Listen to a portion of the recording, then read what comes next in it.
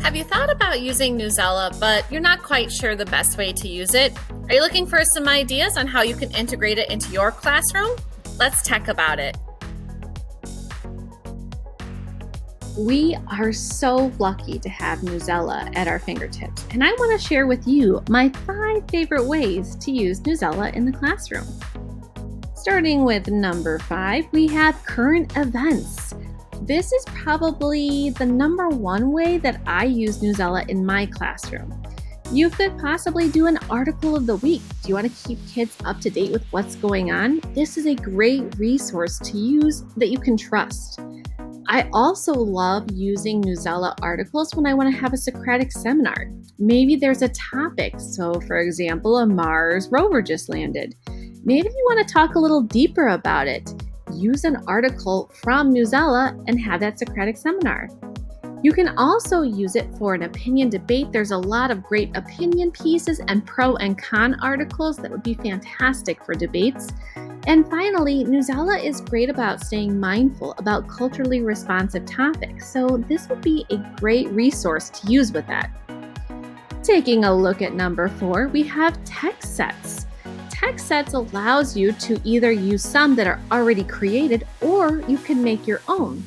Perhaps you want to use this with reading clubs, so rather than having a book club with books, you could do this with articles.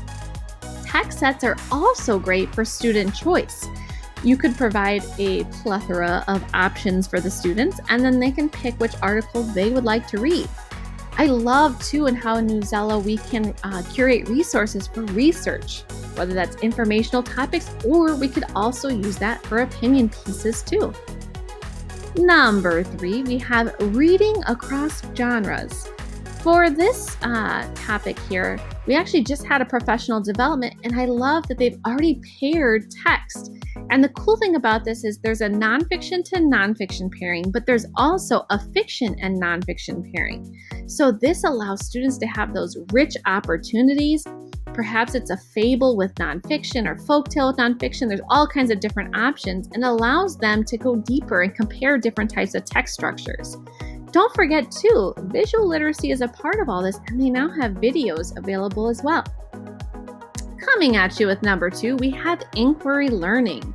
Whether you want to use this just to provide some background knowledge on your inquiry topic, or you could actually even use it to launch a project. There's so many great topics on there that might get the questions rolling for students and initiate a topic. Finally, here for this one, the C3 standards in social studies promote inquiry. You've probably seen that in your curriculum, but sometimes it can be hard to find resources.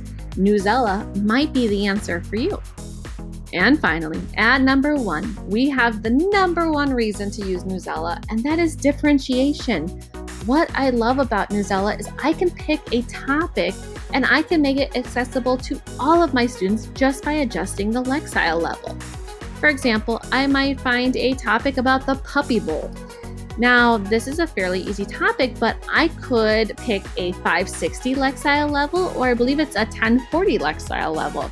And so that way it is pushing my students in a way that will have them grow, but not challenge them too much. One other key feature I really like is the text can be read to students. So I hope you've enjoyed these 5 great ways to use Newsela. Please feel free to reach out if you would like that to be used in your classroom and you'd like some support. Thank you.